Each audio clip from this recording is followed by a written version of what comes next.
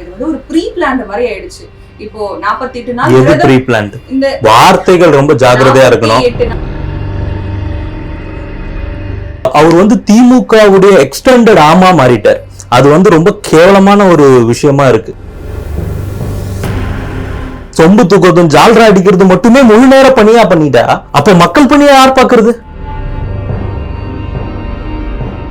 அதுவும் தலைநகரம் சென்னையில அண்ணா யூனிவர்சிட்டி கேம்பஸ் தான் சொல்லும் போதே பயமா இருக்குங்க. அந்த டிஎம்கே கூட்டணியில இருக்கிற ஒவ்வொருத்தருமே are you all not ashamed of yourself? Are you all leaders? அடுத்த எலெக்ஷன்ல இது மாறியே ஆகும். அடுத்த எலெக்ஷன்ல அண்ணாமலை அண்ணா செருப்பு போட்டே ஆகும். இப்போ உங்களுக்கு தெரிஞ்ச விஷயம் தான் அண்ணா யூனிவர்சிட்டியில என்ன நடந்துச்சு, இவ்வளவு கொடூரமான விஷயம். ஆளாளுக்கு ஒரு பக்கம் அவங்களோட கண்டனங்களை தெரிவிச்சுட்டு வராங்க, போராட்டம் பண்றாங்க. ஆனா அண்ணாமலை அவர்கள் திடீர்னு ஒரு பிரஸ் மீட் நடத்துறாரு. 48 நாள் நான் விரதம் இருக்க போறேன், காலைல செருப்பு போடாம இருக்க போறேன். இதெல்லாம் ஒரு தீர்வாகுமா? இப்படி பண்ணாருன்னா உடனே சொல்யூஷன் கிடைச்சிருமா? இப்ப பலர் வந்து அறிக்கை கொடுத்துருக்காங்கன்னு ஒரு விஷயம் சொன்னீங்க. ரெண்டாவது, அண்ணாமலை அண்ணன் வந்து அவர் இந்த மாதிரி செருப்பு போடக்கூடாதுன்னு முடிவு பண்ணதாகட்டும், சவுக்கால அடிச்சுக்கிட்டு தன்னையே துன்புறுத்திக்கிட்ட அந்த ஒரு போராட்டமாகட்டும், விரதம் இருக்க அவர் பண்ண போற விஷயத்த சொல்றார் இல்லையா? இது வந்து தீர்வாகுமா அப்படின்னா, முறையிட வேண்டிய எல்லா இடத்துலையும் முறையிட்டாச்சு, இதுக்கு மேல நான் என்ன பண்ணட்டும் அப்படிங்கிற ஒரு விரக்தியின் வெளிப்பாடு இல்லையா அது? இந்த திமுக அரசாங்கம் எத்தனை முறை இவங்களுக்கு சொன்னாலும் இவங்களுக்கு வந்து புரியறதே கிடையாது. மக்களுடைய பாதுகாப்புக்கு எல்லளவும் கூட இவங்க வந்து முக்கியத்துவம் கொடுக்கறது கிடையாதுன்னும் பொழுது, இதை நான் இதுக்கு மேல யார்கிட்ட முறையிட முடியும்? என் கடவுள்கிட்ட முறையிடுறேன் அப்படின்னு சொல்றாரு. அதுல என்ன தவறு இருக்கு? இப்ப கடவுள்கிட்ட முறையிடலாம்னா அரசியல்வாதிகள் தேவையே இல்லையே. எல்லாரும் கடவுள்கிட்ட நேரா போயிட்டு எனக்கு இது வேணும், இது எனக்கு வேணும், இதுக்கு சொல்யூஷன் வேணும்னு முறையிட்டுலாமே. அப்புறம் நீங்க எதுக்கு இருக்கீங்க? நீங்க என்ன சொல்றீங்க? மக்களுக்கு நாங்க நல்லது பண்றோம், அதுக்காக தான் நாங்க அரசியலுக்கு வரோம், அரசியல்வாதிகளா இருக்கோம்னு எல்லாருமே சொல்றீங்க. அப்புறம் ஏன் கடவுளோட பெயரை முன்னிறுத்தி நான் அப்படி பண்ண போறேன்? ஏன் கடவுளை முன்னிறுத்த கூடாது? அதுக்கு கடவுளே போதுமே, நீங்க ஏன் இல்ல ஏன் கடவுளை முன்னிறுத்த கூடாதுங்கிறது ஒரு பக்கம் இருக்கட்டும். நீங்க கேட்கிற இன்னொரு கேள்வி என்னன்னா, நீங்க என்ன செய்ய போறீங்க அப்படின்னு கேக்குறீங்களா? அப்படி எடுத்துக்கலாமா? நாங்க என்ன செய்ய போறோம் அப்படின்னா, மக்களுக்கான இடத்துல இந்த போராட்டத்தை கொண்டு போய் நிறுத்துறதுக்கான முயற்சிகள்ல ஈடுபட்டு இருக்கோம். அதை தாண்டி காலையில இந்த சம்பவம் நடந்திருக்கு, இந்த மாதிரி ஒரு எஃப்ஐஆர் இருக்கு அப்படின்ற ஒரு விஷயம் வெளியே வந்த உடனே அதுக்கு அண்ணாமலை அண்ணன் வந்து யார் யாருக்கு லெட்டர் எழுதணுமோ அவங்க அத்தனை பேருக்குமே எழுதியிருக்கிறாரு. அரசாங்க ரீதியில என்னென்ன நடவடிக்கை, துறை ரீதியான நடவடிக்கைகள் என்னென்ன எடுக்கணுமோ அதெல்லாம் மேற்கொண்டு விட்டாச்சு. அதை தாண்டின அவருடைய தனிப்பட்ட விஷயமாட்டும் அவரு வந்து அவருடைய கடவுள்கிட்ட முறையிடுறத தப்புன்னு யாரும் இங்க சொல்ல முடியாது. ஒண்ணு. ரெண்டு, இப்ப இந்த சவுக்கால அடிச்சுக்கிட்டாரு அப்படின்ற ஒரு விஷயத்த வந்து எல்லாரும் முன்னிறுத்தி இது வந்து எப்படி தீர்வாகும், இது எப்படி தீர்வாகும்னா இது தீர்வு கிடையாது.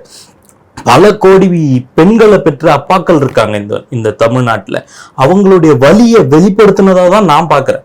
ஒரு சாரார் நீங்க இப்படி சொல்ற மாதிரி அவர் வலியை வெளிப்படுத்தினாரு, அதுக்கு 1008 வழிகள் இருக்கு. அதை வந்து இப்ப எப்படி பார்க்கப்படுதுன்னா, இந்த ஒரு விஷயம் இப்ப இது வந்து ஒரு ப்ரீ பிளான்ட் மாதிரி ஆயிடுச்சு.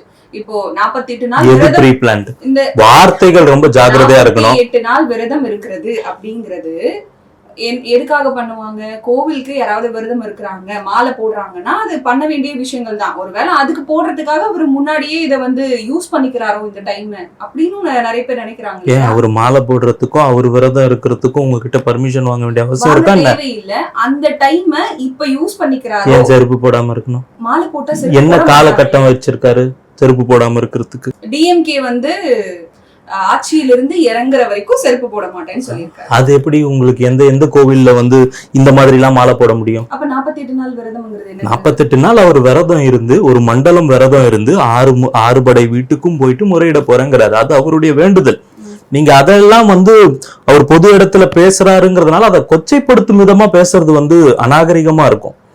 அது யாரா இருந்தாலும் அந்த கேள்விகளை முன்னிறுத்துற அவங்களுக்கு நான் சொல்லிக்கக்கூடிய பதில் இதுதான். அதை வந்து நீங்க கொச்சைப்படுத்துறதுன்னா அது அவருடைய நம்பிக்கை, அவருடைய கடவுள் சார்ந்த நம்பிக்கை, அவர் செய்யறார். அதுல என்ன தப்பு இருக்கு? அவர் விரதம் இருக்கிறாரு, அவர் வந்து ஆறுபடை வீட்டுக்கும் போயிட்டு நான் முறையிட போறேன், இந்த திமுக அரசாங்கத்துடைய அவல நிலையை நான் வந்து முருகன்கிட்ட போய் முறையிட போறேன் அப்படிங்கிறாரு இல்லையா? அது அவருடைய தனிப்பட்ட விருப்பம். அவருக்கு உண்டான நம்பிக்கையை அவர் செய்யறார், அதை பிரதிபலிக்கிறார். அதுக்காக நாங்க வந்து துறை ரீதியான நடவடிக்கைகள்லாம் எதுவுமே எடுக்க மாட்டோம், நாங்க கடவுள்கிட்ட மட்டும் தான் சொல்லுவோம், நாங்க வந்து கவர்மெண்ட் கிட்ட எதுவுமே பேச மாட்டோம்னு அவர் சொல்லல, எந்த இடத்துலயும் அதை சொல்லல. அதை செய்துட்டு அதுக்கப்புறம் தான் இதை பத்தி பேசுறார். ஒண்ணு. வேற என்ன கேள்வி கேட்டீங்க இதுலயே? இது வந்து ப்ரீ பிளான்ட்னா இது வந்து எப்படி ப்ரீ பிளான்ட் ஆகும்? நீங்க ப்ரீ பிளான்ட்னு சொல்லும் போது அதை வந்து சென்டென்ஸை வந்து ஃபுல்லா சொல்லணும். அவர் வந்து ஏற்கனவே விரதம் இருக்கிறதுக்காக ப்ரீ பிளான் பண்ணி வச்சிருந்தாரு, அத ப்ரீ பிளான்னு சொல்றீங்களா? இல்ல இந்த மாதிரி ஒரு சம்பவம் நடக்கும், அத வந்து நான் வந்து ப்ரீ பிளான்டா நான் வந்து யூஸ் பண்ணிப்பேன் அப்படிங்கிற மாதிரி ஆகுமா? விரதம் இருக்கிறதுக்காக ப்ரீ பிளான் பண்ணி வச்சிருந்தாரு, அந்த டைம்ல இந்த இன்சிடென்ட் நடந்திருக்கு, அதை இவர் யூஸ் பண்ணிக்கிட்டாரோ அப்படின்னு நிறைய கேள்விகளும் இருக்கு. இது எப்படிங்க கேள்வி ஆகும்? அவரு ப்ரீ பிளான்டா நான் விரதம் இருக்க போறேன்னா அது அவரோட தனிப்பட்ட விஷயம் தான். அது எப்படி உங்களுக்கு தெரியும்? அது எப்படி உங்களுக்கு தெரியல? எனக்கு தெரியும், யாருக்கும் தெரிய போற விஷயம் கிடையாது அது. அண்ட் இந்த சமயங்கள்ல வந்து ஐயப்பன் கோவிலுக்கு விரதம் இருக்கிறத வேணா நீங்க ப்ரீ பிளான்ட் சொல்லலாம், அது வந்து இந்த டைம்ல பண்ணக்கூடிய ஒரு விஷயம். ஆனா அவரு அந்த மாதிரி சொல்லவே இல்லையே. அவர் நான் செருப்பே போட மாட்டேங்கிறதெல்லாம் அதெல்லாம் அவருடைய உணர்ச்சிகளை வெளிப்படுத்துறாரு. அவர் ரொம்ப மென்மையான நபரா இருக்காரு. இந்த மாதிரியான விஷயங்கள்ல he's feeling very much burdened, I guess. அவர் கூட இருந்து பார்க்கும்போது எங்களுக்கு தெரிகிறது இந்த விஷயங்கள்லாம் அவர் பாதிக்கப்படக்கூடிய ஒரு விஷயமா இருக்கு. அவர் அந்த இமோஷனல் மினிட்ஸ்ல அது எடுக்கக்கூடிய ஒரு முடிவுகளா இருக்கு. இருந்தாலும் அதை வந்து எப்படி ஆக்கப்பூர்வமா கொண்டு போகணுங்கிறது அவர் பண்ணிட்டு இருக்காரு. இதை வந்து நீங்க ப்ரீ பிளான்ட்னு சொல்றது எல்லாமே வந்து அதை கொச்சைப்படுத்தக்கூடிய விஷயமா தான் நான் பாக்குறேன். இப்ப அவர் பிரஸ் மீட் கொடுத்ததுல இருந்து நிறைய அரசியல் தலைவர்கள் எல்லாம் அதை பத்தி பேசிட்டு இருக்காங்க. குறிப்பா SV சேகர் இதுக்கு முன்னாடி பாஜகல இருந்தாரு, அவரும் சொன்ன விஷயம் தான் இதெல்லாம் காமெடி சேனல் பாக்குற மாதிரி இருக்கு, லண்டனுக்கு போய் வந்ததுல இருந்து அவருக்கு மூளை சரியில்லை அப்படிங்கிற மாதிரி எல்லாம் சொல்றாரு. அதை பத்தி உங்களோட கருத்து? SV சேகர் காமெடி பண்ணியே பழகிட்டாரு, அதனால அவர் அதே தான் பேசுவாரு. அவரெல்லாம் நீங்க வந்து பொருட்டாலாம் கொண்டு வராதீங்க டிபேட் டாபிக்ஸ்ல. நீங்க லீடர்ஸ்ன்னு சொன்னீங்க, நிறைய தலைவர்கள் வந்து இதை பத்தி பேசியிருக்காங்க, அதை பத்தி பேசுங்க. திருமாவளவன் வந்து அவர் வந்து திமுகவுடைய எக்ஸ்டெண்டட் ஆமா மாறிட்டார். அது வந்து ரொம்ப கேவலமான ஒரு விஷயமா இருக்கு. திருமாவளவன் திமுகவுடைய எக்ஸ்டெண்டட் ஆமா பிஹேவ் பண்றது வந்து அரசியல் போக்குக்கு சரியே கிடையாது. இந்த ஒரு விஷயத்துல அவர் வந்து அது அண்ணா இந்த மாதிரி நடந்த விஷயம் வந்து தவறுதான், அதை கண்டிக்க வேண்டியதுதான். ஆனா அண்ணாமலை இப்படி பண்ணக்கூடாதுங்கிறார். என்ன மாதிரியான ஒரு மென்டாலிட்டி அது? நீங்க பேச வேண்டிய இடத்துல நீங்க பேச மாட்டீங்க, பேசுற வரையும் நீங்க வந்து அதுக்கு எதிர் கவுண்டர் கொடுப்பீங்கன்னா அப்புறம் நீங்க என்ன மாதிரியான மனநிலையில இருக்கீங்க? நீங்க ஒரு கட்சி நடத்துறீங்கிறத மறந்துட்டீங்களா? திமுகக்கு சொம்பு தூக்குறதும் திமுகக்கு ஜால்ரா அடிக்கிறதுமே முழு நேர வேலையா நடத்தணும் அப்படின்னு முடிவு பண்ணிட்டீங்கன்னா அதை நீங்க பண்ணுங்க. இதே மாதிரி சம்பவம் 2022 நடந்ததா இல்லையா? விருதுநகர்ல என்ன நடந்ததாங்க? அங்க யாரு இந்த குற்றவாளிகள்? யாரு? 8 மாசத்துக்கு மேல ஒரு பெண்ணை வந்து இந்த வீடியோ எடுத்து வச்சு பாலியல் வன்புணர்வுக்கு ஈடுபடுத்தி இருக்காங்க 6 கயவர்கள். அதுல 2 பேர் முக்கிய குற்றவாளிகள், A1 A2 2 பேருமே திமுக சேர்ந்த இளைஞர், திமுகவுடைய பிரமுகர்கள், லோக்கல் DMK பீப்புள். அப்ப திருமாவளவன் வாய் திறந்தாரா? அதுவும் தலித் பெண்ணுக்கு நடந்தது அந்த இன்சிடென்ட். திருமாவளவன் அப்ப வாய் திறந்திருந்தாருன்னா இன்னைக்கு இந்த அவல நடந்திருக்காரு. அன்னைக்கும் அண்ணாமலை அண்ணன் தான் பேசியிருந்தார், அன்னைக்கும் அவர் இதே வார்த்தைகளை சொல்லியிருந்தார். திமுக அரசாங்கம் திமுக பிரமுகர்களால போலீஸ் கட்டுப்படுத்தப்படுறத நீக்கணும். அவங்க போலீஸ் வந்து இந்த லோக்கல் லீடர்ஸ் ஆஃப் DMKவுக்கு செவி சாய்க்கிறத நிறுத்திட்டு போலீஸ்க்கு வந்து ஃப்ரீ ஹேண்ட் இருந்தாதான் இதெல்லாம் தடுக்க முடியும் 2 வருஷத்துக்கு முன்னாடி சொல்லியிருக்காரு. நீங்க ஒரு தலித் தலைவரா இருந்தா தலித் பெண்ணுக்கு நடந்த இந்த விஷயத்தை பத்தி நீங்க திமுகவை எடுத்து ஒரு அறிக்கை விடுறதுக்கு இல்ல. இப்ப நீங்க அன்னைக்கே இதை ஒரு பெரிய போராட்டம் பண்ணிருந்தீங்கன்னா இந்த விருதுநகர் இன்சிடென்ட்டை 2022லயே பெரிய அளவுல மக்களுடைய பார்வைக்கு கொண்டு வந்து இந்த மாதிரி விஷயங்கள்லாம் நடக்கவே கூடாது, நிர்பயா ஃபண்டை வந்து 100% முறையா பயன்படுத்தணும் அப்படிங்கறத திருமாவளவன் கேட்டிருக்கணுமா இல்லையா? I am a leader for oppressed communitiesங்கிறீங்க, லீடர் ஃப்ரம் தி oppressed communityங்கிறீங்க. அப்பவே அதை பத்தி பேசல. அன்னைக்கு அதை பேசியிருந்தா இன்னைக்கு இந்த நிலைமை வந்திருக்காது இல்லைங்க தமிழ்நாட்டுக்கு. ரத்தம் கொதிக்கணும் இல்லைங்க. ரொம்ப ஈஸியா சொல்லிட்டு போறாரு. ஒவ்வொருத்தரையும் சொல்றேன், ஒவ்வொருத்தரையும் அந்த அந்த டிஎம்கே கூட்டணியில இருக்கிற ஒவ்வொருத்தருமே, are you all not ashamed of yourself? Are you all leaders? என்ன லீடர்ஷிப்? சிபிஐ சிபிஎம் என்ன லீடர்ஷிப் இருக்கு இதுல? எல்லாரும் டிஎம்கேக்கு வந்து சொம்பு தூக்குறதும் ஜால்ரா அடிக்கிறது மட்டுமே முழு நேர பணியா பண்ணிட்டா அப்ப மக்கள் பணியா யார் பாக்குறது? இதுல வந்து என்ன லாஜிக் இருக்கு? இவங்க இவங்க இவங்க பேசுனாங்கிறத கொண்டு வந்து சபையில வைக்கிறதுக்கு இன்னைக்கு பொதுமக்கள் கிட்ட இது அந்த அளவுக்கு ஒரு மிகப்பெரிய அதிர்வலைகளை உருவாக்கி இருக்கு. இந்த கூட்டணி கட்சி தலைவர்கள் இவங்க எல்லாரும் தேவையில்லாம இந்த மாதிரி அறிக்கையிட்டு மக்களுடைய கோபத்துக்கும் சாபத்துக்கும் ஆளாறாங்க. அதை அவங்க புரிஞ்சுக்கணும். தப்பு செய்யறவன் கூடவே இருந்தாலும் அதை தட்டி கேட்கணுமா இல்லையா? தப்பு செய்யறவன் கூட இருந்தா தட்டி கேட்கணுமா இல்லையா? தட்டி கேட்காதீங்க சார், குரல் கொடுங்க. பாதிக்கப்பட்டவனுக்கு சார்பா குரல் கொடுங்க. பாதிக்கப்பட்டவனுக்கு சார்பா குரல் கொடுக்கிறவனை எதிர்த்து குரல் கொடுக்குறீங்க பாத்தீங்களா? அசிங்கம் இல்ல அது. இந்த அசிங்கமத்தை மேலும் மேலும் செய்யாதீங்க. இப்ப இந்த போலீஸ் தரப்புல இருந்து எஃப்ஐஆர் கொடுத்த 5 மணி நேரத்துல குற்றவாளியை கைது பண்ணியிருக்காங்க, நடவடிக்கைகள் எடுத்திருக்கோம் அப்படின்னு சொல்றாங்க. இது எப்படி பாக்குறீங்க? எடுக்க வேண்டிய கட்டாயத்துக்கு அவங்க தள்ளப்பட்டிருக்காங்க. எடுக்க வேண்டிய கட்டாயத்துக்கு தள்ளப்பட்டிருக்காங்க. 1 2 அதுல நிறைய குளறுபடிகள் இருக்கு. எஃப்ஐஆர் எப்படி ரிலீஸ் ஆச்சு, எப்படி எஃப்ஐஆரோட பிடிஎஃப் காப்பி எப்படி வெளியே வந்தது இன்ன வரைக்கும் தெரியல. இதெல்லாம் வந்து டிஸ்கிரீட்டான டீட்டெயில்ஸ். இந்த மாதிரியான பெண்களுக்கு நடந்திருக்கக்கூடிய வன்கொடுமைகள் ஆட்டம், குழந்தைகளுக்கு ஏற்படக்கூடிய பாலியல் சீண்டல்கள் ஆட்டம், இதுல எல்லாம் அந்த பாதிக்கப்பட்ட நபருடைய ஐடென்டிட்டியை டிஸ்க்ளோஸ் பண்ணக்கூடாதுங்கிறது சட்டம். நீங்க பிடிஎஃப் ஃபைலே ரிலீஸ் பண்ணிருக்கீங்க. அது ரிலீஸ் பண்ணது யாருன்னு நினைக்கிறீங்க? கமிஷனர் இன்னைக்கு காலையில சொல்லும்போது பேட்டியில சொல்லியிருந்தாரு பாத்தீங்களா? அது அந்த நெட்வொர்க்ல வந்து ஒரு ப்ராப்ளம் இருந்தது, அந்த டைம்ல யாரோ பண்ணிட்டாங்க. அது எப்படி கிளிட்ச் வரும்? அப்ப போலீஸோடைய நெட்வொர்க் வந்து அவங்க யூஸ் பண்ணக்கூடிய ஃபைபர் ஆப்டிக் நெட்வொர்க் வந்து அந்த அளவுக்கு அன்செக்யூர்டா இருக்கா? அது அது அது அது எப்படி வெளியே வந்தது? இதனால என்ன இவங்க வந்து சொல்ல வராங்க மக்களுக்கு? அண்ணாமலை நேற்று பேசும்போதும் சொல்லியிருந்தாரு, அந்த பெண்ணை அவங்க வந்து அசிங்கப்படுத்தக்கூடிய விதத்துல இந்த எஃப்ஐஆர் ரிலீஸ் பண்ணியிருக்காங்க, எஃப்ஐஆர் டிராஃப்ட் பண்ணியிருக்காங்க. இது நடந்ததா இல்லையா? நேற்று ஒரு டிபேட்ல ஒரு டிவி ஷோல ஒரு டிஎம்கே கேடரு வெக்கமே இல்லாம அவங்க மேல தப்பு இல்லையாங்கிறாரு. இவ்வளவு எரிச்சலாச்சு நேற்று நைட் அதை பார்க்கும்பொழுது. அப்ப அவரு அண்ணாமலை சஸ்பெக்ட் பண்ணது கரெக்டா இருக்கா இல்லையா? நீங்க அதை தானே செய்ய முயற்சி பண்றீங்க. ஏன் கமிஷனர் வந்து அவ்வளவு அவசரமா வந்து சாருன்னு வந்து அவன் போன்ல பேசினது எல்லாம் வந்து சும்மா அவன் வந்து ஏர்பிளைன் மோட்ல போட்டுட்டு தான் இந்த அக்யூசேஷன் பண்ணான். இந்த தவறுல வந்து ஈடுபடும் பொழுது அவன் வந்து போனை ஏர்பிளைன் மோட்ல போட்டிருந்தா நீங்க ஏன் வந்து ஆஜராறீங்க? Something is under scrutiny, something under enquiry. அதை நீங்க எப்படி வெளியே சொல்லுவீங்க? இது யாரை காப்பாத்துறதுக்கான முயற்சி தெரியல. இதுல பல மர்ம முடிச்சுகள் இருக்கு.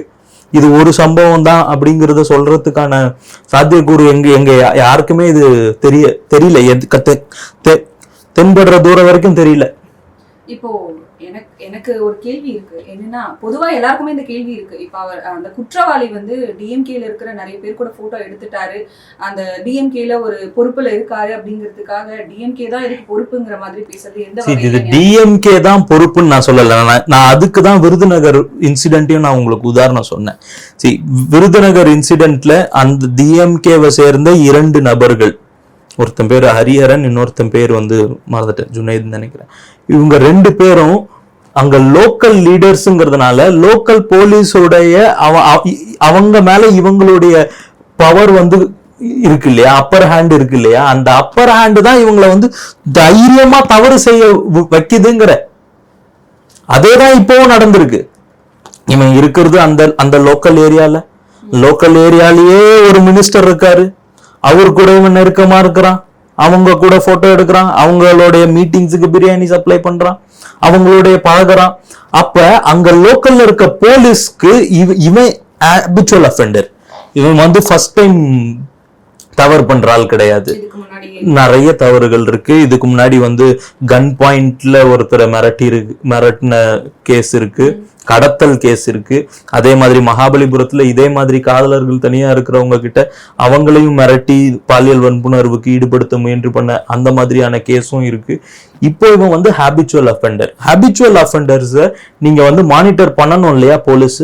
இவன் டிஎம்கே நபர்களுடைய சேர்ந்து சுத்துறதுனால அந்த தைரியத்துல தானே இவன் வந்து ஹேபிச்சுவல் அஃபெண்டருங்கிறத போலீஸ் மறக்குது.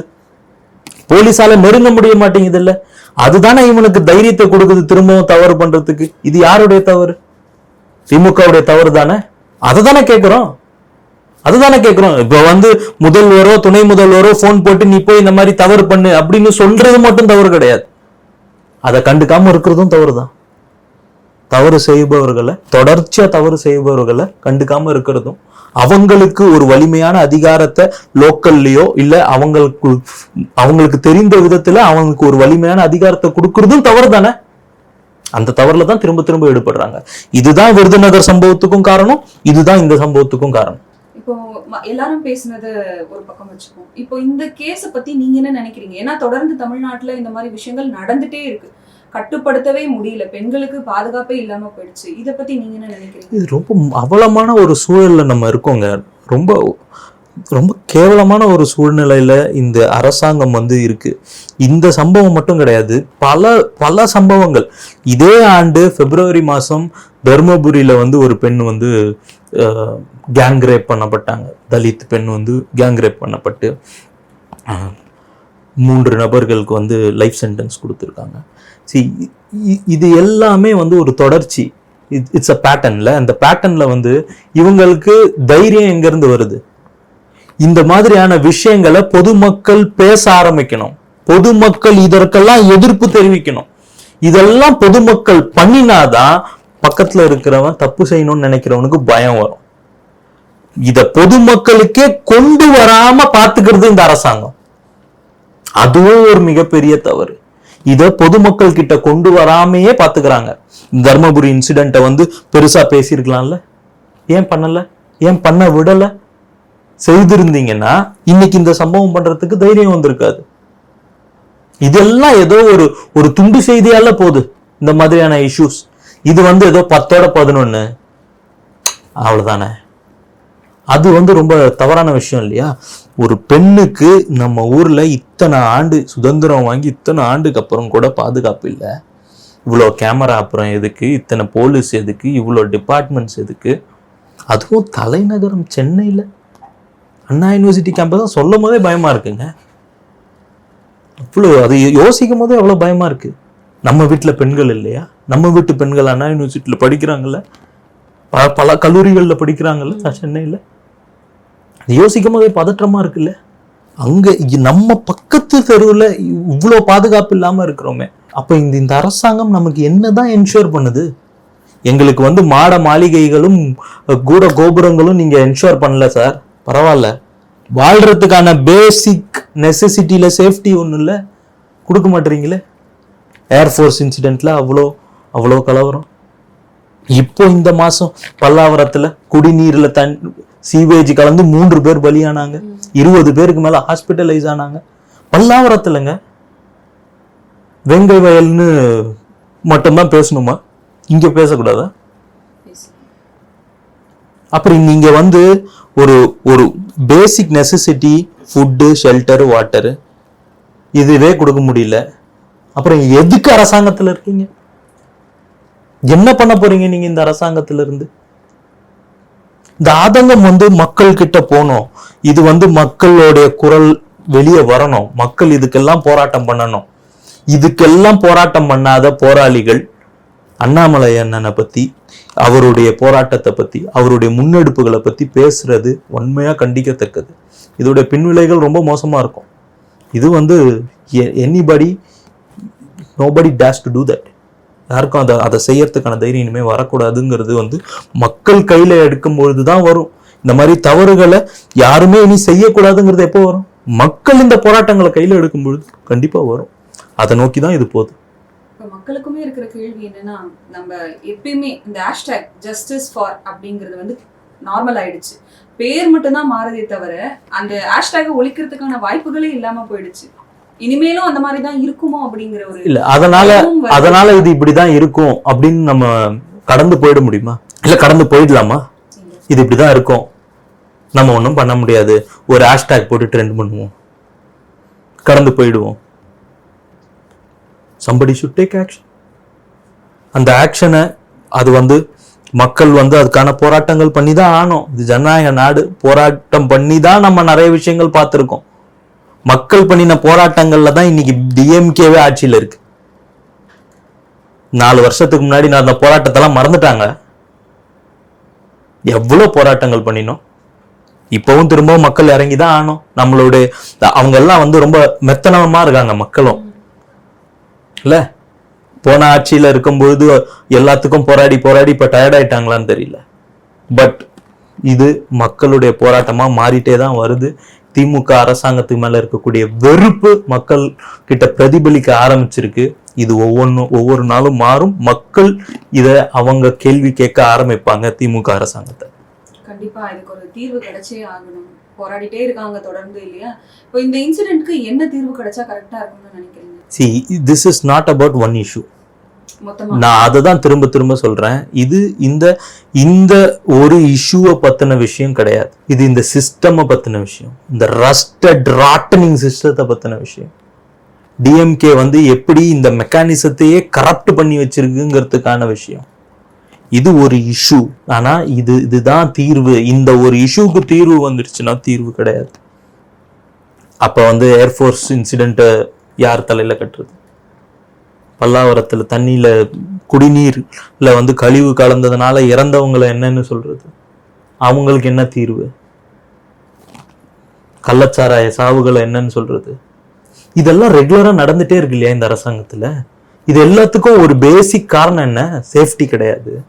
இந்த மக்கள் மேல இந்த திமுக அரசாங்கத்துக்கு அக்கறை கிடையாதுங்கிறது தானே இதோட பேசிக் காரணம்.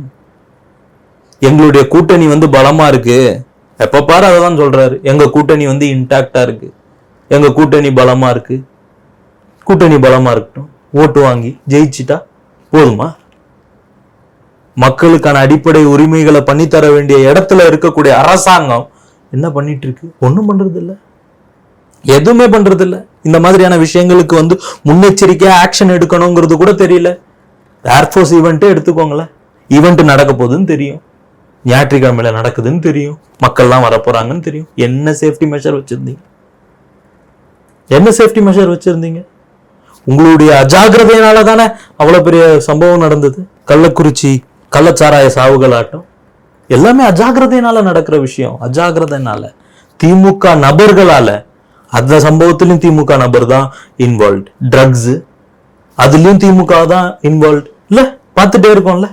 சென்னையில அவ்வளோ ட்ரக்ஸோட புழக்கங்கள், ட்ரக்ஸ் மாஃபியா நடக்குது. சென்னையை வந்து ஹப்பா கிரியேட் பண்ணிட்டு அதுலயும் டிஎம்கே லிங்க்டு பர்சனல் தான் அதுலயும் இன்வால்வ்டு. அப்ப இது எல்லாத்தையும் நீங்க வந்து ஒரு இன்சிடென்ட்டுக்கு தீர்வு கிடைச்சா தீர்வாயிடுமா? எல்லா இன்சிடென்ட்டுக்கும் டிஎம்கே கிட்ட இருந்து ஒரு பதில் இருக்கும். அவங்க எங்க உறுப்பினர் கிடையாது, அவங்களுக்கும் எங்களுக்கும் சம்பந்தம் கிடையாது. இதெல்லாம் என்ன விதமான ஆட்டிடியூட் இதெல்லாம்? ஜாஃபர் சாதிக் வழக்கே எடுத்துக்கோங்க.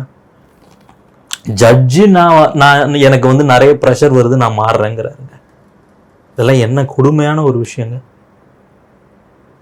அப்ப நீங்க உங்களுடைய பவரை எவ்வளவு தூரம் சூப்பர் இம்போஸ் பண்ணுவீங்க? ஏதாவது நல்ல விஷயத்துக்கு பண்ணுங்க சார், ஏதாவது நல்ல விஷயத்துக்கு பண்ணுங்க சார். ட்ரக்ஸ் கொண்டு வந்து, லிக்கர் கொண்டு வந்து ஏற்கனவே சொசைட்டியை வந்து மழுங்கடிச்சிங்க.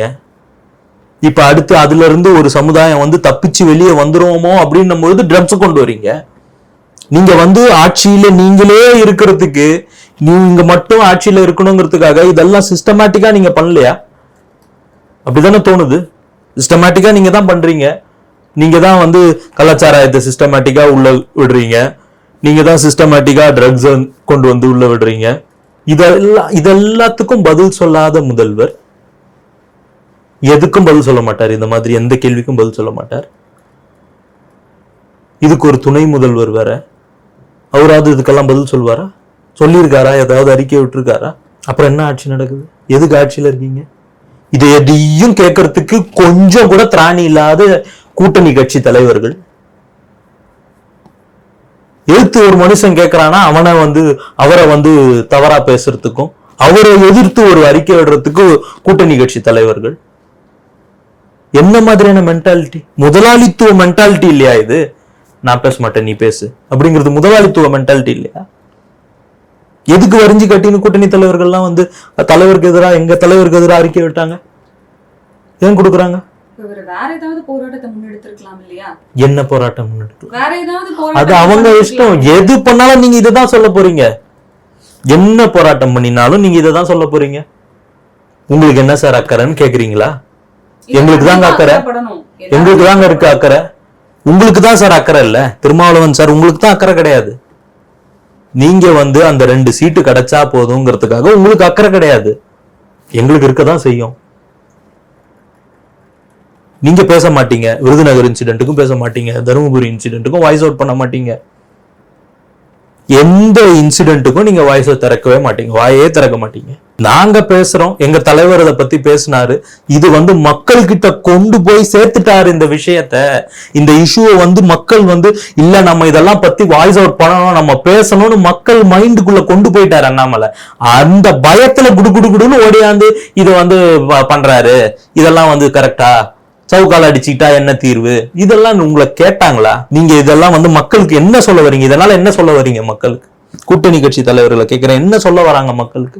அண்ணாமலை வந்து இதெல்லாம் பண்ணனா தீர்வு வந்துருமான்னு மக்கள் கிட்ட சொல்றீங்களா? மக்கள் கிட்ட போய் சொல்லுங்க சார். பிரஸ்ல சொல்லாம செருப்பு கழட்டி மக்களே அடிப்பாங்க. அவ்வளவு கோவத்துல இருக்காங்க இன்னைக்கு எல்லாரும். அவருடைய ஆதங்கத்தை, கோவத்தை, அவருடைய எல்லாமே வெளிப்படுத்துறாருன்னும் பொழுது நீங்க அதை போய் முட்டுக்கட்டை இடுவீங்களா? மக்களே கோவப்படுவாங்க. அந்த நிலைமையில இருக்கு இன்னைக்கு தமிழ்நாடு. இது இந்த சூழ்நிலையை வேற என்னன்னு சொல்றது? இப்போ அண்ணாமலை அவர்கள் வந்து டிஎம்கே ஆட்சியிலிருந்து விலகிற வரைக்கும், ஆட்சியே இல்லாத வரைக்கும் செருப்பு போட மாட்டேன்னு சொல்லியிருக்காருல்ல, இதை பத்தி நிறைய பேரும் விமர்சனங்களை சொல்லிட்டு வராங்க. குறிப்பா வந்து அவர் அப்படின்னா அவர் செருப்பே போட முடியாது, எப்பயுமே நாங்க ஆட்சியில இருந்துகிட்டே இருப்போம் அப்படின்னு பாத்துருவோம். அந்த மெதப்பை தான் உடைக்கணுங்கிறோம். அந்த மெதப்பு இருக்குல்ல, நாங்க ஆட்சியிலே இருப்போம்னு, அந்த மெதப்பை தான் உடைக்கணும். எம்ஜிஆர் உயிரோட இருக்க வரைக்கும் உங்களால ஆட்சி கட்டில ஏற முடிஞ்சுதா? ஆட்சிக்கு ஏற முடிஞ்சுதா? இல்ல. அவர் எதிர்த்து அவர் தனியா கட்சி ஆரம்பிச்சு ஆட்சிக்கு வந்த பிறகு உங்களால வரவே முடியல உள்ள. இதுதான் இங்க நடக்க போகுது. திரும்பவும் இது நடக்கும். அண்ணாமலை இதை செய்தே காட்டுவாரு. அதை செய்யறதுக்கு நாங்க எல்லாரும் பக்கபலமா கூடவே தான் இருக்க போறோம். இது ரொம்ப வருஷம்லாம் ஆகாது. அடுத்த எலெக்ஷன்ல இது மாறியே ஆகும். அடுத்த எலெக்ஷன்ல அண்ணாமலை என்ன செருப்பு போட்டே அவர். நான் மக்களும் எதிர்பார்க்கறது இதுதான். ஏன்னா எல்லார் வீட்லயுமே பெண் குழந்தைகள் இருக்காங்க. எல்லாருமே சுதந்திரமா அனுப்பணும். எத்தனை நாளைக்கு பார்த்து வச்சிருக்க போறாங்க? பெண்கள் வந்து பல வருஷங்கள் ஆச்சு வீட்டை விட்டு வெளியே வந்து படிக்க, ஒவ்வொரு விஷயமும் கிடைக்கிறதுக்கு அவ்வளோ போராடி இருக்காங்க. ஆனா இப்போ இருக்கிற சூழ்நிலையை பார்த்தா பயமா இருக்கு. எல்லா பெற்றோர்களும் வந்து பெண் குழந்தைகள் எங்கேயும் போகாதீங்க, நீங்க வீட்லயே இருங்க, அதுதான் சேஃப்டின்னு சொல்லிடுவாங்களோ அப்படின்னு நிறைய பெண்களுக்கு பயம் வர அந்த அளவுக்கு தான் இன்னைக்கு இருக்கக்கூடிய சூழ்நிலை மாறி இருக்கு. நான் ரீசெண்டாக ஒரு ரிப்போர்ட் படித்தேன், விமன் சேஃப்டி ரிப்போர்ட். அதில் வந்து நிறைய பெண்கள் கிட்ட வந்து அவங்க கருத்து கேட்டிருக்காங்க அந்த ரிப்போர்ட்டில். அதில் வந்து கிட்டத்தட்ட 70% பெண்கள் வந்து we don't feel safe to go அவுட்னு சொல்லியிருக்காங்க. தமிழ்நாட்டில், சென்னையில் we don't feel safe to go out. அப்புறம் நீங்கள் வந்து சமத்துவம் பேசுவீங்க, சமூக நீதி பேசுவீங்க, பெண் விடுதலை பேசுவீங்க, எல்லாம் வாய் வார்த்தையா ஸ்டேஜ் மேல மட்டும் பேசுவீங்க. இதெல்லாம் செய்யறதுக்கு அணு அளவும் வேலை செய்ய மாட்டீங்க. அரசாங்க அதிகாரத்துல உட்கார்ந்துக்கிட்டு நாங்க தான் இதுக்கப்புறம் இருப்போம். என்ன மாதிரியான மென்டாலிட்டி அது? என்ன மாதிரியான மெதப்பு அது? தப்பு இல்ல? இந்த சூழ்நிலையில இன்னைக்கு நடந்திருக்கக்கூடிய இந்த இன்சிடென்ட் தழுவலா வச்சுக்கோங்க. ஏங்க இந்த மாதிரி ஒரு சம்பவம் நடந்துருச்சு, இதுக்காக ஒருத்தர் வந்து தன்னையே அடிச்சுக்கிட்டு வருத்திக்கிட்டு அவருடைய எதிர்ப்பை தெரிவிச்சிருக்கிறாரு. அவர் செருப்பு கூட போட மாட்டேன்னு சொல்றாரு. நீங்க ஆட்சியில இருந்து இறங்குற வரைக்கும் எங்க ஆட்சியில நாங்க வந்து இனிமே வந்து இதெல்லாம் நாங்க சரி பண்றோம், இது இனிமே இந்த மாதிரி ஒரு தவறு கூட நடக்காம நாங்க பாத்துக்கிறோம்னு சொல்றவங்க நல்ல ஆட்சியாளர்களா? அவர் இனிமே செருப்பே போட மாட்டாருன்னு சொல்றவங்க நல்ல ஆட்சியாளர்களா? சொல்லுங்க மேடம். ஒரு சென்சிபிளான பதில் எதுவா இருக்கும்? மக்களுக்கும் இந்த வெறுப்பு இருக்கு, மக்களுக்கும் இந்த கோபம் இருக்கு. இந்த மாதிரி ஒரு சம்பவம் நடந்ததோடைய பின்விளைவுகளா மக்களுடைய எதிர்பார்ப்பும் இருக்கு அரசாங்கத்துக்கு மேல. இனிமேலையாவது நீங்க சேஃப்டியை சரி பண்ணுங்கடா அப்படிங்கிற ஒரு எதிர்பார்ப்பு மக்களுக்கும் இருக்கும்ல. இதை நீங்க பயன்படுத்தி நாங்க இதுக்கப்புறம் இந்த மாதிரி சம்பவமே நடக்காது எங்க ஆட்சியில, எங்களுடைய முழு திறனையும் நாங்க போட்டு நாங்க ஃபுல் ஃப்ரீடம் போலீஸ்க்கு தரோம், இந்த மாதிரி ஒரு இன்சிடென்ட் கூட நடக்காம நாங்க வந்து பாதுகாப்பு தரோம், மக்கள் இதை பத்தி பயப்பட வேண்டாம்னு சொல்லுவியா? அவர் இனிமே செருப்பே போட முடியாது, நாங்க தான் ஆட்சியிலே இருப்போங்கிறது வந்து பதிலா? என்ன நீங்க நக்கல் நையாண்டி பண்றதுக்கு தான் இங்க வந்து மக்கள்லாம் வாழ்ந்துகிட்டு இருக்கோமா? என்ன மாதிரியான புத்தி அது? புரியலையே எனக்கு. எப்படி நீங்களாம் ஆட்சிக்கு வந்தீங்க? ஒரு எம்பத்தி இல்லையா? ஒரு கம்பேஷன் கிடையாது. மக்கள் மேல ஈவு இறக்கம் ஒன்றும் கிடையாது. ஆட்சியில இருந்தா மட்டும் போதும். என்ன மாதிரியான மென்டாலிட்டி? உங்களுக்கு இருக்கிற கோபம் தான் நிறைய மக்களுக்கும் இருக்கு. நிறைய விஷயங்கள் எங்க கூட இன்னைக்கு ஷேர் பண்ணிக்கிட்டீங்க. இந்த இன்சிடென்ட் பத்தி நீங்க பேசும்போதே ரொம்ப உணர்ச்சி வசப்பட்டு பேசுறீங்க. அது நல்லாவே தெரியுது. உங்களோட ப்ரீஷியஸ் டைம் எங்களுக்காக ஒதுக்கி நிறைய விஷயங்களை ஷேர் பண்ணிக்கிட்டீங்க. ரொம்ப நன்றி சார்.